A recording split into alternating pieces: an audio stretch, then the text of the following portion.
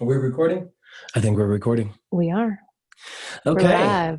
So this is the Matt and Jess show. It's not like we really named it or anything, but who knows? Maybe we'll name it at some point. But we have been wanting to do a kind of like a video podcast type thing for a while.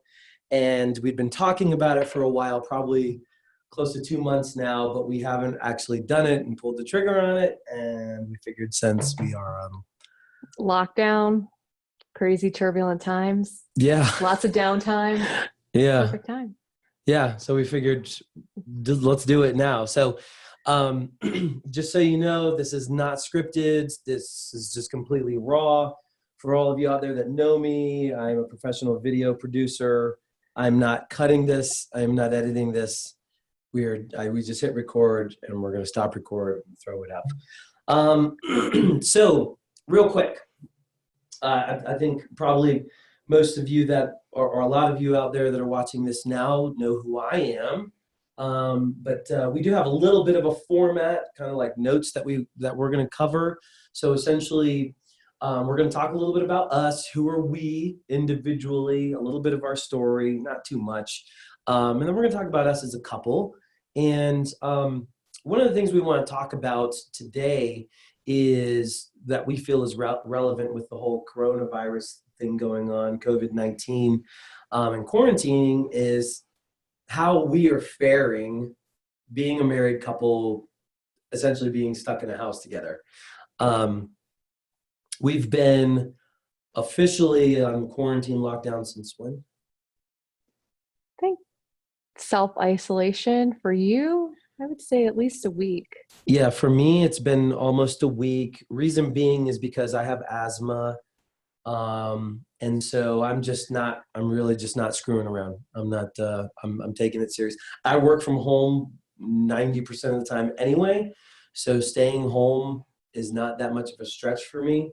I have been out to the park down the road a couple times, and I did go and pick up groceries for us a couple times, but I wore gloves.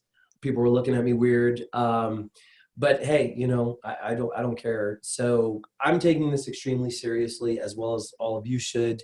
But together, so you work 3 days, three nights. So I've probably been in isolation for 34 days now. Which means us together in isolation. So we're going to talk about that because we didn't always used to be able to be stuck in the same place for too long and not choke each other out. So we're gonna share some things that we do that have helped, that prior to this, that have helped our marriage, that we feel are really helping us now. And then we're going to talk about, found a USA Today blog post, the top 100 things you could do during lockdown. So we're going to share 10 of those. And yeah, we're going to talk a little bit about, we're just going to see where the conversation takes us. Yeah. Yeah. Let's do it. Let's do it. All right. So for those of you that don't know me, my name is Matt Aponte. I am we'll kind of start with the official titles and then move on from there. I'm a CEO of a digital marketing firm for 12 years now. And Jessica actually last year has officially become the COO for almost a year now of the company. And so we've been doing business together, which was pretty interesting. Very interesting. Maybe we might talk a little bit about that too. And then, so aside from being a CEO of a company, a digital marketing firm that's doing really well, I might add, I'm also a master certified real leadership coach. Coaching and motivating and being a mentor is my passion. I love sharing anything that I've learned that's made me successful in my life with other people. And so I spent all of 2019 essentially doing two things. Number one, I pretty much removed myself from social media, wouldn't you say? Yeah.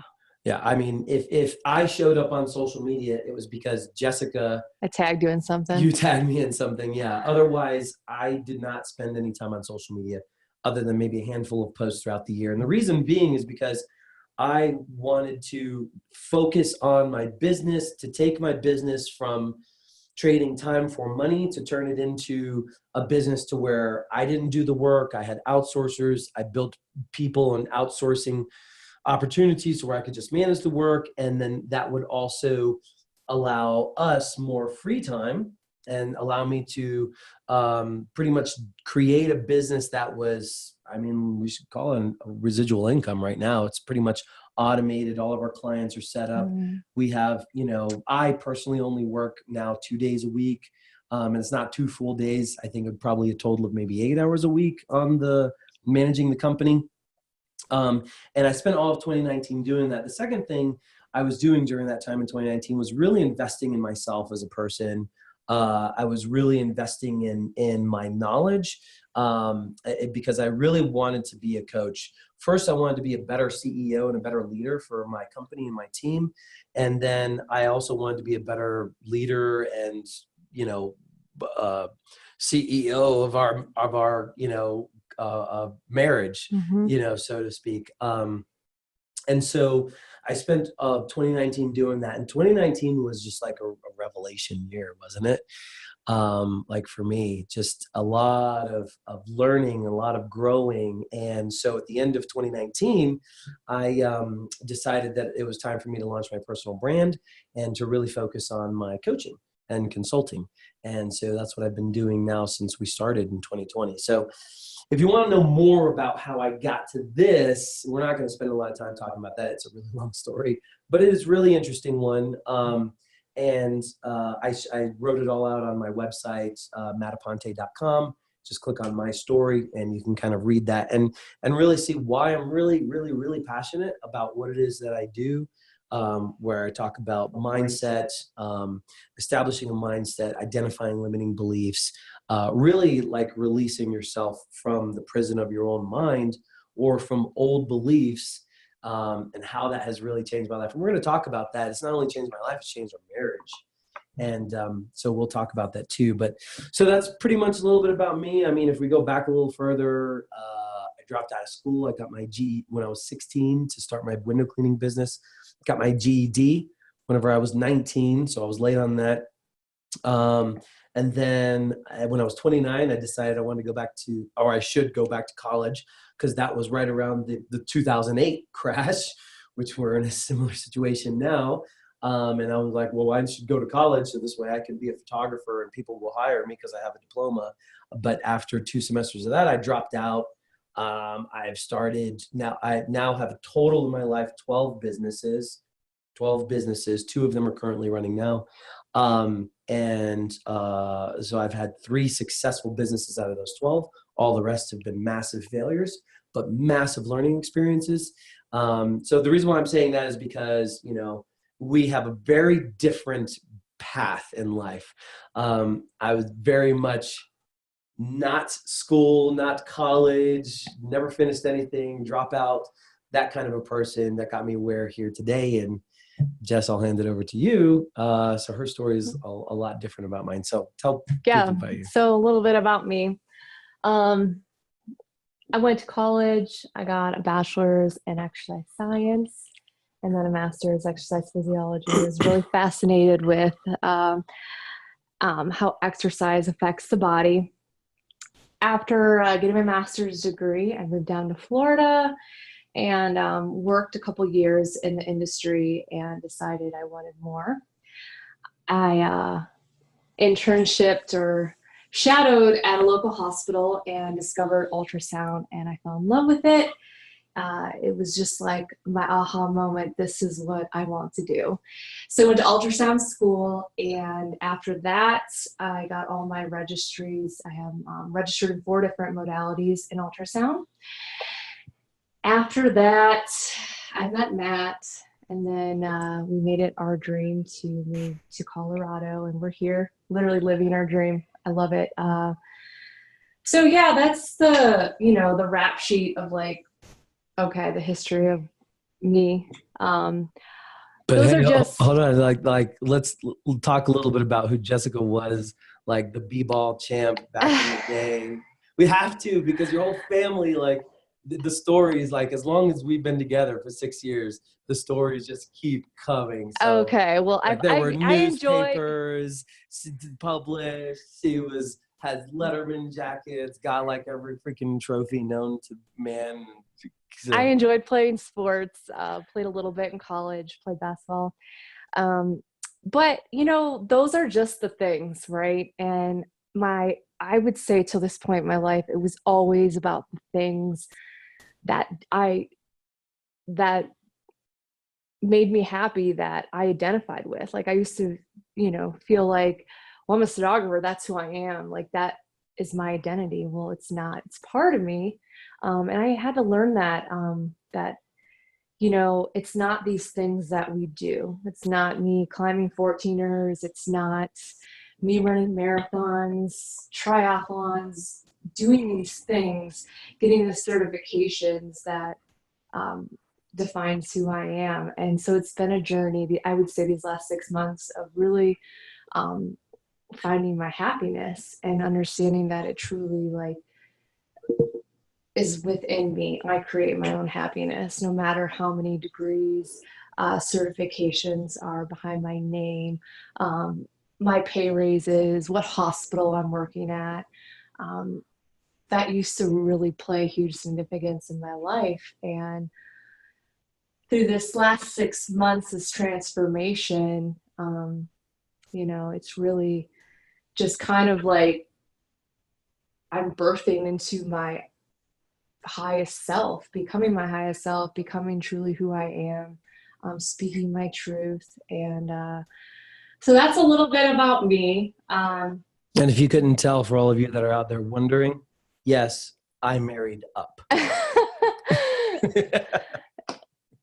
So yeah, I'm excited to be on here, and just sharing this podcast with you. Hopefully this brings some value into your life, some positivity to your life right now. Yeah. So let's talk about, like, you touched on something there, like identifying yourself, because with me it was the same thing. So it wasn't until a couple months ago that I realized that my story was so much more of what I thought it was back in 2008. Like I used to say, people would ask, it's like, again, if you go to my website, I thought my story started whenever I was, it was the 2008 crash. I was essentially 3 months behind on rent. I was stealing electricity because I had a friend that worked for the electrical company. He told me how to get it for free. Because I couldn't afford it because they had cut it off. Had injured my back, and I was on food stamps, and I was doing groceries at a dollar store. Like, it was really, really bad times. And I thought that that's where my story started. And when people would ask me, or we talk about it, that's whenever, like years ago, those of you that know me, I started with the Maniac Mentor as being like this motivational brand. And I associated myself with being an entrepreneur. People will ask me, like, well, who are you? What are you? I'm like, I'm an entrepreneur, because I really went for it in 2008, and I had all these struggles and yada, yada, yada. But what I realized for me personally is that my life was so much more than that. That was when I was 29, and when all this started, 29, 30, and that was then. That was from then on. There was still previous 27, 28 years of my life. So what was there? And it took a lot for me to really talk about that and share that. But when I started talking about that, I realized that everything works together, and that's who I was. It's really just when I realized who I was, right? Like, why I am the way I am today, why I'm passionate about the things that I'm passionate about. And I had to do a lot of deep learning. So, for those that might identify, like, right, I think I read something about like a doctor. If you're a doctor, but you went through doctor school and everything, but you decided to no longer practice, and you went on to do something else or to be an artist, well, you're no longer a doctor. you're now something else, or you're journeying in your life. And so how, what do you think about identifying, like, what's your, because I know that you now, with everything that's going on, like, you don't like to identify yourself because as your job, right?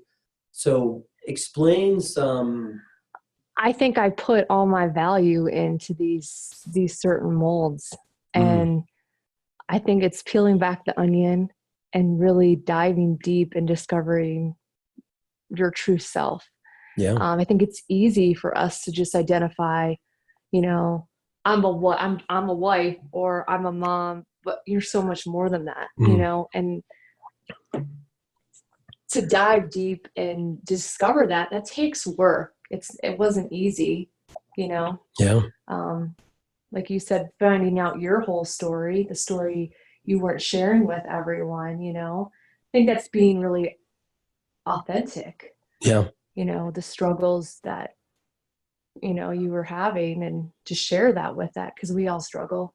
We all have our stories, and they're powerful. Yeah. So how did you, how did you get to the point? The deep dive. Yeah. Well, how did you get to the point to where you're like, Uh-huh. that's not who I am. I'm not a sonographer. I'm not a multi-degree holder. I am Jessica that is loving, compassionate. Yeah.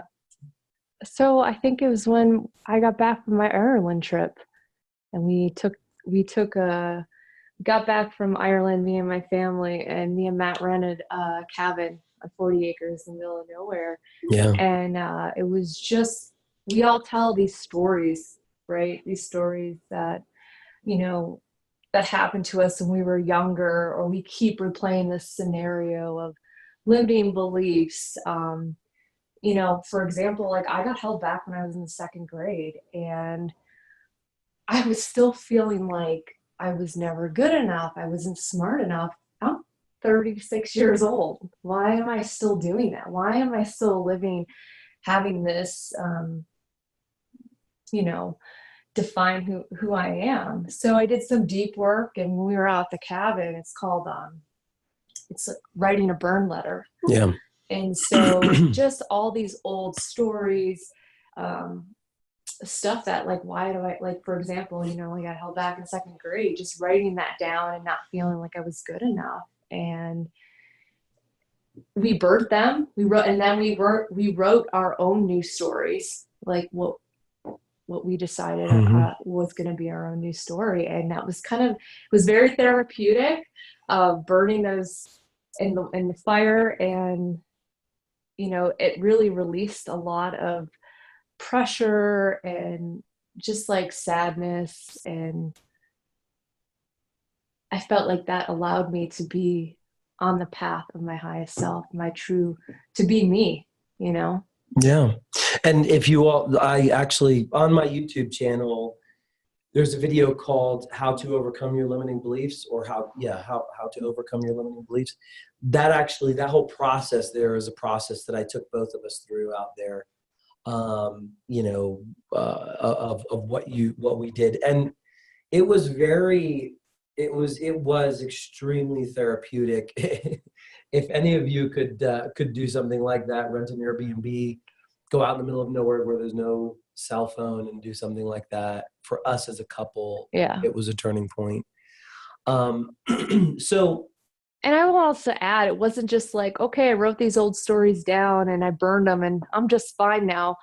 yeah, That is one way to do that. But it also, you know, it's like with anything, you have to keep working on it, either through meditation, or, I mean, there's a lot of other stuff you can do. yeah, But it wasn't just like, oh, I just wrote these stories and hey, I'm good. yeah, yeah. Essentially what that does, and I'm almost a certified neurolinguistic practitioner now. So I'm learning even more about the mind and how it works. What that does is essentially helps wipe the slate clean. You still have to build on that foundation. You still have to work on reinforcing these new beliefs and these new things, essentially, because you're creating a new life for yourself. Um, so let's get back to the coronavirus thing. So you've learned a little bit about us. I'm sure you've heard about the coronavirus by now. If not, Hopefully. Yeah. Um, so what do you think are some of the things? Okay, so first of all, let's play a little. What are some challenges do you think? But no marriage is perfect. Okay. So what are some challenges do you think that we're having now that we are kind of there's okay, let me back up a little bit. So we're used to spending a lot of time together, okay? Because I mostly work from home. Jess works. I work 3 days a week. Yeah, three nights a week, Sunday night, Monday night, Tuesday night. Aside from that, we spend our time exploring, right? Traveling, exploring, going out. So we're together a lot. And we've gotten used to that. However, with the elevated stress levels and things now, what are some things that you think that's a challenge that you're noticing now? I think it's the unknown. I think that the challenge of not knowing, the challenge of what's going to happen. I do work in a hospital, so knowing the fact I have to go to the hospital tomorrow night to work and be in that situation, the lack of supplies for the healthcare workers, the PPE that's available is very limited. So that puts a lot of stress, I think, for me, because, I'm not so concerned that if I get it, it's just what if I bring it home to my family? What if I bring it home to Matt? And Matt, he has asthma, so he is definitely high risk. So that has created stress for me. So trying to not let my thoughts, my fears spiral, Yeah. So that's what personally for me is what I'm dealing with. Yeah. And I think another thing that we've been pretty, I'd say for the past 6 months or so, 5-6 months. Well, I've had a morning routine since before you met me for a long time. So that was like over 6 years ago. I've been meditating for almost 5 years. I've been daily meditating for over 3 years. I'm very routine, habitual, like I eat the same thing every morning. I do the same things. So I'm very routine. And she laughs because it's kind of funny. But you've been having your routine as well for a while. And, that's your meditation, you do your things and you set your day, your intentions and whatnot. So one of the things that I've been noticing about us is that since this whole, virus, this threat of this quarantine, this threat of exposure, also the thoughts of lockdown, the unknown has kind of shifted us off of our schedule. Yeah. So one of the things that we're being alert and we're calling each other out on is hey, what did we just do this morning? Don't talk about coronavirus before 10 a.m. Yeah. Unless it's an emergency. Yeah. Because I think that should be one of the first things to share with people. Yeah. One of the things that is, and this isn't just me, this is successful people. If you study them all, and I'm like two ways, if you listen to me, I'm not all about Bill Model, Elon Musk, because I think there's a lot of things that he does that are unhealthy. I'm not all about do everything the millionaires do and you'll be successful. But there are a lot of things that many successful people do that are healthy that you take out. One of those is starting your day with a routine. And what I call it is treating my morning sacred. And when I wake up in the morning, look, it's the present because it's a gift and we woke up and you should be thankful. And so I try and watch the sunrise every morning and I have a routine. But here's the power of that. The power of that is that if you don't wake up in the morning and you don't immediately go to your phone and start scrolling through the news or start scrolling through your social feed, sure, you can have thoughts, you can wake up with worries and stuff like that. But if you treat your morning as sacred, okay, and you go through these routines, you have the ability to set your day, your intentions. I don't care if you have family, if you have kids or whatever, you can get up before they woke up, and you can take your 10 or 15 minutes and set your intentions. When you do that, maybe do a little bit of breathe work, maybe do a 5-minute meditation. It makes dealing with everything in your whole day so much easier, would you say? Yeah, absolutely. And so, what we've noticed has been happening the past few days is we wake up in the morning and our schedules we're not sticking to our routines. yeah, We're like, oh, we might be on lockdown. Let's run to the grocery store. So like, okay, let's create a list. mm-hmm. So it's definitely thrown us. Or the first thing, you talk about is like, oh my God, I read this report. And it's like, we haven't even said, hi, good morning. We haven't even had our coffee yet. Yeah, we haven't had the coffee yet. And then all of a sudden, we put down like, okay, no coronavirus talk unless it's emergency before 10 a.m. And so for you, it might be, 5, 6 a.m., 8 a.m. Everybody's schedule is different, Mm-hmm. right? But setting essentially a curfew on yourself, or setting boundaries, right? Let's just call it setting boundaries. Like, set boundaries, your own personal boundaries. I think that this is so, so important now because some of you are just now getting on lockdown because unfortunately this is slow to spread throughout the United States. Some of you are just now starting. Some of you have been like us. Setting a regimen, and if you have a family as a head of household, whether that's a mom or a dad, I feel that is, I'm not trying to tell anybody to run their house, but I'm trying to share good information. I feel that it's important. And when I was growing up, like my parents would do this, we'd call a family meeting and be like, hey, these are things that are going to happen, and this is how it's going to happen. And, they would kind of like put it down and say, and we'd be like, okay.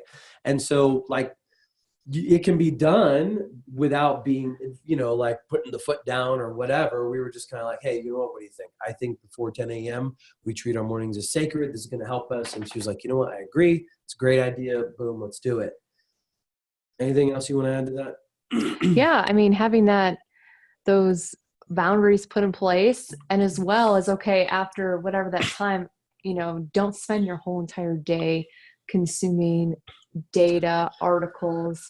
Yeah. If it's, I think this time is meant for a lot of positive things that can be done, not just scrolling at the news and Facebook, because that can create a lot of fear.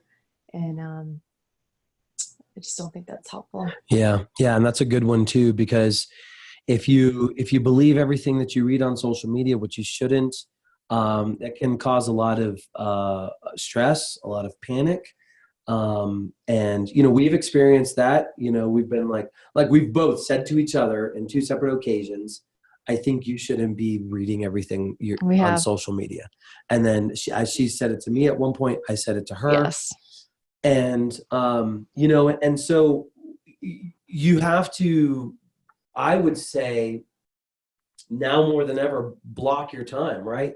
Because you can't go anywhere, right? Maybe where you're at, you can run out and do some groceries or what have you, but you need to be staying your ass home for the next 2-3 weeks, till this kind of gets to a point to where our healthcare system can handle it. So during that time, I mean, why can't you schedule, right? Why can't you block and say, okay, wifey, husband, spouse, partner, or family, kids, from this time to this time, it's this. Like, we're going to play video games, or we're going to do a puzzle or whatever. And then from this time to this time, it's quiet time. Everybody goes to their rooms, and you're going to, either play on your tablet, or you're going to read a book or paint or whatever, right? I mean, there has to be some sort of schedule. And I just really feel that's what's helping us, number one. And I also feel that that's what can help a lot of people. And by the way, if you guys want to comment below, I'd love to know what some people are doing out there that are feeling, Go ahead. Yeah, and especially for schedules. I mean, there are people like even though they physically can't go to work, they have the opportunity to work from home, Hmm. still get up and do your normal routine, get up the same time you would for work and Hmm. log in and, keep it consistent. Yeah. Yeah. And get dressed for work, dressed for success. Yeah. How we treat ourselves physiologically Mhm. is how we're going to operate, mentally and emotionally. So, you know, uh, I would say with that too, it's like if for those that are working from home, as humans, we are creatures of habit, right? And that to a certain point, we need that flow, right? Because when things start getting out of control, we start feeling like we're out of control, like, oh my god, like everything's different, and now where's my routine, and I used to do this, and I'm used to sitting in traffic for 15-30 minutes or whatever, and that's not happening anymore. Mhm. So create that routine. Another thing that's helping us, on the physical side of things, is exercise or meditation or breathing routines. Yoga. Yoga, yeah. I tried yoga. You did. We did yin yoga. Yeah. That's the yoga where you hold a position for a long period of time. Yeah. How did you like that, Matt? Yeah, it was all right. Yeah, I'm not extremely flexible, and I know there's people out there. Well, the more you do it, the more flexible you be. That's true. And I get that. I don't. I It's not like. your thing. It's just not my thing. So what I've been doing is, well, what I've been doing prior to this is, I'll share a little bit with you. I've always been in good health. I've always been in good shape. I started working out with my older brothers. I'm the youngest of four boys. I started working out bench pressing whenever I was in elementary school. I remember I was in elementary school, and they bet me that I couldn't bench 100 pounds, and I was able to bench 100 pounds. And it was like since then. So up until I was 29 when I injured my back, I was pretty much always working out in the gym. It was just like a guy thing to do, right? So I've been in good shape, good physical shape for most of my life. Whenever I injured my back, I kind of fell out of that, um, and I at the same time when I fell out of that, because for fear of hurting myself again, I put all of my time and energy into building a business and being an entrepreneur. So my excuse for not working out again was I need to put every single like hour and second into building my business, and I need to work, work, work, work, work. I don't have time for working out. And I'll work out whenever I'm successful and I've developed this free time. And so that was always my excuse. And until like late last year, I started to understand that, what, the longer I put this off, I'm going on 41 now. I need to not, I need to get back into shape, into a regular type thing. But my thing was like, I don't like working out at gyms. I've done the whole bench press thing, like, "Ooh, yeah, but doing my buys and my tries and all this other shit." That's just not me anymore. I'm more about functional strength. I'm more about just keeping fit cardiovascularly, and just doing stuff to keep me in shape, because we do love to go out and hike and be out in nature. So I finally was just like, hey, if I'm going to bring exercise into my life, it has to be something I can do every single day, because I'm a habitual person, right? Going back to a routine person. Hmm. So what could I do? And I'm sharing this example because there's probably a lot of you guys or gals out there that maybe can relate. So one thing that a lot of people have this misconception of is that in order to work out and be in shape, they have to work out 3-4 days a week, do an hour at the gym and whatnot. And for me, that was just, I'm just like, I don't freaking want to go and do that. Like, and that was always that hurdle. And so what I started doing was like, well, you know what? I'm going to do 10 push-ups every morning. And I think this started in November Hmm. last year. And I was just like, I'm just going to do 10 push-ups every morning, because, I've learned about the mind and how you create a habit and how do you reinforce that and how do you change your behavior. And I said, if I can continually do 10 push-ups, just 10 every single morning, and I can continue that for 3 weeks, a month or whatnot, it'll start to become habit. And then 10 will turn into 20, 20 will turn into 40, 40 push-ups will turn into another workout, and so on and so forth. And that's essentially what it did. And so I have we call them TRX straps type things here in the office. So I do my push-ups every morning. And I do some sort of exercise every morning. Now I'm doing the Wim Hof thing, which I really like, by the way. I downloaded his app. I do the breathing exercises every morning. And then he has this other exercise where you do the breathing exercise and then you do push-ups. And so, you do as many push-ups as you can while holding your breath and everything like that. And then there's a stretching exercise that he does as well. So the point is that is very, very important, especially if you're not getting out. All the gyms are closed, right? Or most of them. Here in Colorado. Here in Colorado, yeah. And I know it's spreading because I see people like, well, stay at the gym kind of a thing. So, you don't have to be pumping iron or doing CrossFit or whatever. You just do body weights, you know, air squats, push-ups, crunches. There's a lot of stuff you can do. And just doing push-ups and just doing some TRX for my back work, lower back work and whatnot has made a huge difference. I mean, cardiovascularly, with my lungs, being able to breathe, feeling better, especially the Wim Hof stuff. I would suggest it. It's very, what did you think about it? She did it for the first time. Maybe. I did it once. Yeah. I mean, it definitely stresses your lungs. He's also the guy that climbed Everest. Stresses or stretches? Stresses, like it works them. Stress, okay. Sorry. He is the gentleman that climbed Everest with shorts and t-shirts and no oxygen. No oxygen. I can't even fathom that. Yeah. And he's up for a Nobel Prize for his research. But essentially, I think it comes to basics, right? A flood of oxygen into your body and your blood increases white blood cells, which strengthens your immune system. And he's created a system to do that, where you can reset your nervous system in just 4 minutes. You can supercharge your immune system. And what we are learning with the coronavirus is that there are people, if you have a strong enough immune system, it can battle that. There's different stages of that. We're not saying this is how it is. We're not saying that the Wim Hof method is going to keep you from getting corona. Please don't take and misconstrue that. But would you not agree a strengthened immune system helps? Well, I guess, absolutely. Yes. So let's just leave it at that. A strengthened immune system helps, and this process does that. Why are we talking about this? Because doing something every day, even if it's just 10 push-ups, or it's running in place, or it's like taking soap or oil and putting it on your kitchen floor and trying to do the treadmill thing like some of you have seen out there. Something is really, really important. Because exercise, what does it do, right? It moves energy through your body. And if you're just sitting there, on the couch and just being stressed, looking at the news nonstop, that's not healthy. So doing some exercise helps get that energy out of you and help release some stress.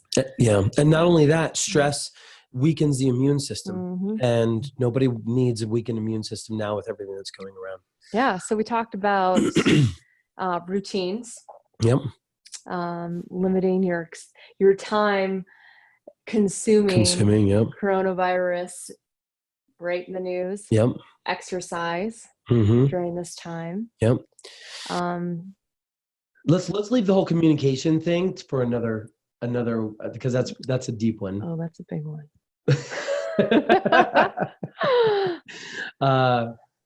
We'll talk about that the next time. Communication. That was a really tough thing in our marriage. Yep.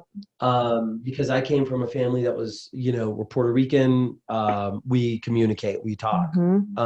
She came from a family that's Irish and Scandinavian. Yes. Right. And they don't talk at all. Yeah. They don't communicate, passive aggressive. My communication I did not learn really good communication style. So that became a real challenge when we first got married. Yeah. And because we worked on it, I'd say we really started working on it in 2018. It was the summer of 2018. Yeah. because that's when we almost got a divorce. Mm-hmm. And so that's when we really started to work on it, because we decided to fight for our marriage. And that is being able to communicate now as like best friends, right? I think too, I'm glad we did that work Yeah. because stressful times, Yeah. you know. It's really important to be able to communicate. So we'll talk about that. We're going to share some things that we do, some things that we started off that we don't have to do it now, but remember the whole like, hey, I want to play ball with you kind of thing. Mm-hmm. Like there's a lot of things that we did, because look, I know that there are people out there just like us where we were, where you have a hard time communicating. I know of people that are married that have a hard time communicating, and especially now, communication is extremely healthy communication. Yeah. And you can never stop learning communication, right? Like you think you got it, and then no, not at all. Yeah. Yeah, but working on it's important. So we'll talk about that next time. So let's go ahead and wrap up. Let's share the 10 things Okay. that you could do from USA Today. You want to take the first one? So these are, so USA Today, we'll share the link down below. It's 100 things to do while stuck inside due to a pandemic. You know, I'm not even, one thing that came to my mind is I've been seeing a lot of people, like my sister was just doing this, is people painting. You know, what a great, that's such a relaxing activity. And I have a ton of acrylic paints that your mom bought me. So I think I'm going to order canvas and kit off of Amazon. As a matter of fact, I'm going to do that tonight. No, I'm serious. Yeah. And I'm going to start painting. I think that's a great activity. Yeah. So what is, was that number one? No, that came to my mind. Oh, okay. I've been seeing. So then we're going to share with you 10. Okay. Or 11. So, okay. Number one, what's the first one? I'm scrolling up. Complete a puzzle. The more pieces, the better. Feeling extra saucy? Take on a Rubik's Cube. More of a word person? Do a crossword puzzle. Yeah. We had what? We did have a really good puzzle. We had a really good puzzle we were working on last year when we were living in Littleton. Yeah, yeah. And we were 90% done, and then we set it aside. We lost some pieces. And no, but when we were moving, we were getting ready to move into, because we bought our new home, and I think we lost some. It had been sitting for so long, we scratched the whole thing. We were like, we'll never finish it, and we dumped it. Oh. Yeah. So maybe we'll order one on Amazon. Okay, number 2 is start a journal or blog. It says, it can be about the coronavirus, but it can also be about a specific interest from chess to cheese. This is actually kind of interesting because I bought the domain name healthycoffeeconnoisseur.com. Do I like coffee? You do. I love coffee. I just love that Java bean. So actually, I've started a vlog since the 14th of March of everything that's going on with this pandemic.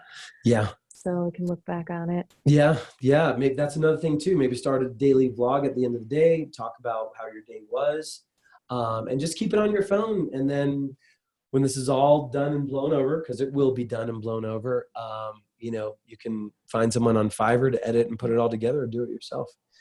And that could be another thing. Learn how to edit video if you don't know how to do that. There's some really great apps.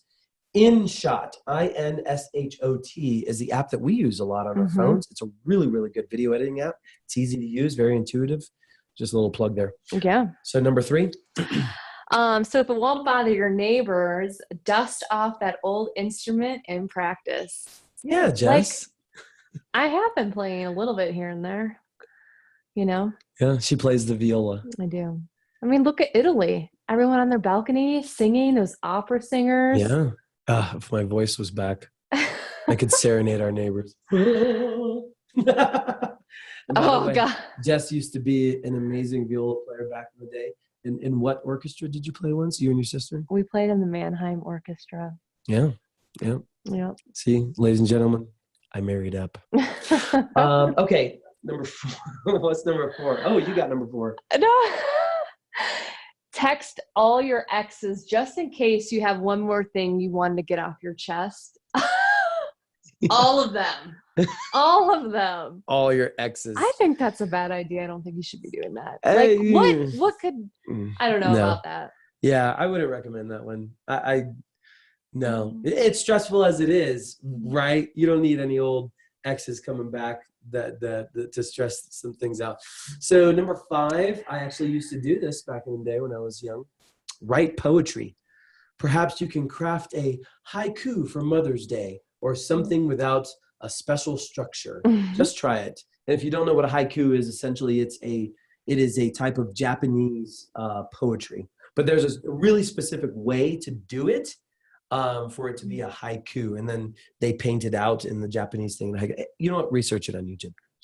Number 6. Okay. Watch all the really long movies you've avoided until now. Yeah. What was a really long movie? What was it called? Isn't the Lord of the Rings? No. Well, that would be a good one. No, the one from the mobster one from Netflix that people are like, oh, I've watched it in pieces. The Irishman. Yeah, that one. Well, if anyone has HBO, we just start a Westworld. Oh, yeah. Just came out. Damn them for releasing them once a week. Yeah. We can't binge on them. I know. Ugh. Has us something to look forward to. Maybe they knew this was coming and they released it at the same time. For all you conspiracy theorists out there. All right, number 7. Download. This is what I was thinking of doing too, because for those of you that don't know, I am Puerto Rican. I used to speak Spanish when I was little. I'm not so fluent now. I can only say enough words to make my wife blush. But number 7 is download Duolingo or a similar app and teach yourself a foreign language. That's a really good thing to do. I really should probably be fluent in my native tongue. Yes. Number 8. Finally read Infinite Jest. Oh. Or Les Miserables. Or even The Stand. Go all in and read Ulysses. You got this. Yeah. Or read all, 10, 12 Harry Potter books if you haven't read them. I got to book 7, I think. I never read the book. I was 29. Yeah. Number 9 is a very important one. Let's talk about this one a second. This is my favorite. Meditation. Sing it, oh, babe. I'm not singing, no. Meditate. Try lying down with your eyes closed, palms up, and while focusing, on your breath, or spend 20 minutes sitting cross-legged and repeat a soothing word to yourself in your head. The latter is more like transcendental meditation. So that is what that is. I'm going to add a little something. I don't know if this is what you're I'm going to add something too. You don't have to cross your legs in order to meditate. Okay. And I also want to add something here too, right? Okay. I've been meditating for a long time and I'm not starting to look like Jesus or Gandhi. Okay. So I want people to know that, because if you follow Russell Brand, let's look at who Russell Brand was, 8 years ago, and then look at him now. And like some people have joked that he's like the next Gandhi or whatever. Meditation is not going to all of a sudden make you feel like you have to wear tie-dye or, wear like sackcloth or like just like disown life or whatever. Okay. Meditation doesn't change. It should not change your life as far as that. You know what I'm saying? Go ahead and plug in your thing there. I think meditation does change your life, well, but yeah, it's not going to I get what you're saying. So I think what I want to add to this is, for me, just for meditating and closing your eyes and just sitting there, for me, that doesn't work. I really like to do guided meditation. Mm-hmm. I really like, there's so many things out there. Meditation Thought Club. If you just go on YouTube, and they have affirmations there, around 20. You can find different lengths of it, but it literally guides you. And, you can sit, seated. I usually lay in bed when I do my meditations. And I don't know, I feel like this one is just, it's pretty amazing. Like, yeah, like just how it just, personally, this is what I can speak of. It just really calms me and relaxes me. And it gets me in the moment and not thinking down the road or tomorrow. It's right here, right now. Mm-hmm. So yeah, and so the thing, first of all, there's been tons of scientific studies on meditation and the benefits of your physical health, heart health, stress. I mean, all of that. So let's get the whole spiritual thing out of the way. Physical health is like, I mean, it just helps you be healthier. And then, the spiritual thing, well, we could talk about that more on another podcast. I think that needs to be another podcast. Yeah, but so what I am writing a kind of like a 5-minute guide to meditation, talking about the different kinds of meditations. I'm going to be also releasing my own guided meditation for people out there that want to do meditation.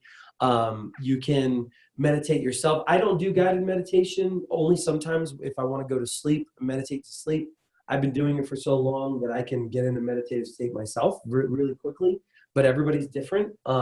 So I'm going to be, this is part of me being true to who I am, right? I used to believe that let me share something with you really quick. I used to not tell everybody that I meditated for fear of how they would think, well, oh, you're one of those weirdo hippies, right? And so I did was just keep it to myself. But let me tell you, meditation has changed my life. And I'm going to share that with people, and I'm going to create meditation, audio meditations. I'm going to be giving them away for everybody. I think everybody needs to do it. And Jess has been sharing some of hers on social media too, which, you just feel freaking good. You do. Look, I'm just going to tell you. All right. So number 10, face masks, moisturizer. Oh my. Treat yourself to a 10-step skincare routine you don't have time that you don't have time for during a normal work week. So, the last one, look at pictures of puppies. Oh, that's it. That always makes you happy. If you need pictures of puppies, we'll send you some of ours. So treat yourself to a little spa day in the house. And if you have kids, lock the door, put up a couch, a dresser against the door so they can't knock it down, put on some noise canceling headphones. And treat yourself to a spa day, candles, a moisturizer, and a bath. So we'll leave it at that. Anything you want to add before we go? Yeah, just everyone keep the faith, stay positive, and we're going to get through this. Yeah. Yes, absolutely. And let's spread love. Let's spread compassion. Let's help each other out. Let's help each other during out. These times. Yeah. If we all come together as humanity, or as, if you want to just like, there are some people, if we want to come together as Americans, which we should be coming together as a world, but for those, if we just come together as neighbors in your neighborhood, that's going to reduce a lot of things. Guys and gals, this is going to get worse before it gets better. And if we can hold together and unite now and show compassion for our neighbors, show compassion for our friends, our family, and just be together through this, this will go smoothly, as smooth as it can. And like I shared on the other side of on social media, on the other side of this, you will feel good about yourself, how you handled this. Think about what you do and how you act now. Because if you plan on living 6 months from now, are you going to be proud of what you did this time, or are you going to look back in shame? And we got enough shit to deal with in our lives, in our past, than to add some stuff on it. So I think we'll leave it at that. Yeah. All right. Y'all take care. care. I don't know if we're going to do this weekly or every day or whatnot, because we are on lockdown, but this is going to be minimum weekly. So, all right. Catch you guys later. Bye. Stop this right now.